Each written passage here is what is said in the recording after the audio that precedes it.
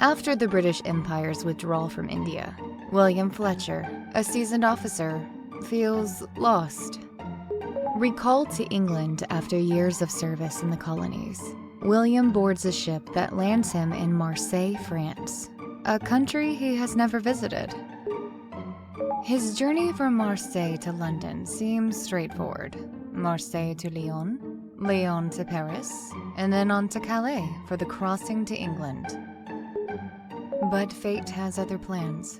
As he travels through the French countryside, his car crashes deep in the woods, leaving him injured and stranded, where both the landscape and language are foreign to him. William looks around, disoriented, and then notices the chauffeur's seat. The young officer followed Amelia, holding on to the hope that she might know a way out of the forest. As they continued walking through the forest, the sun gently disappeared below the horizon. Amelia suddenly stopped, and using her index finger, pointed to a cabin in the distance.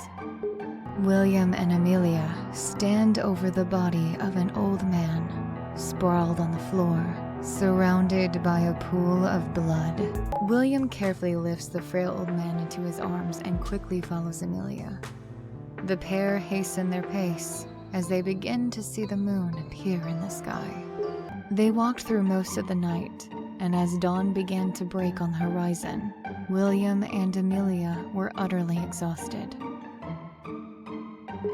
William alternated between carrying the old man and fighting off the enemies that blocked their path.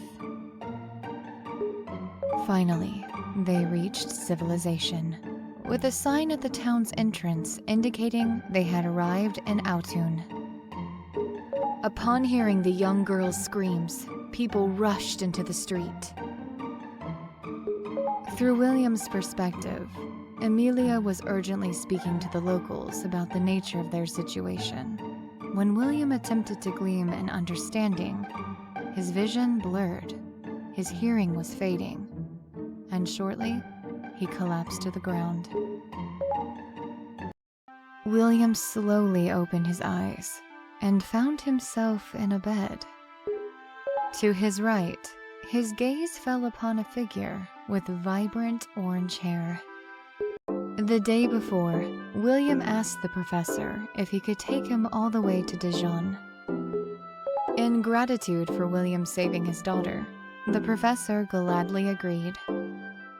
William stood next to Professor Verne, unable to understand the words of the Autun locals who were waving goodbye to the doctor.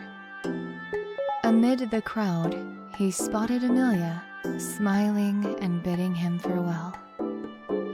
William grinned and, with a sincere effort, shouted his thanks in French with the best accent he could muster, which made the young lady laugh.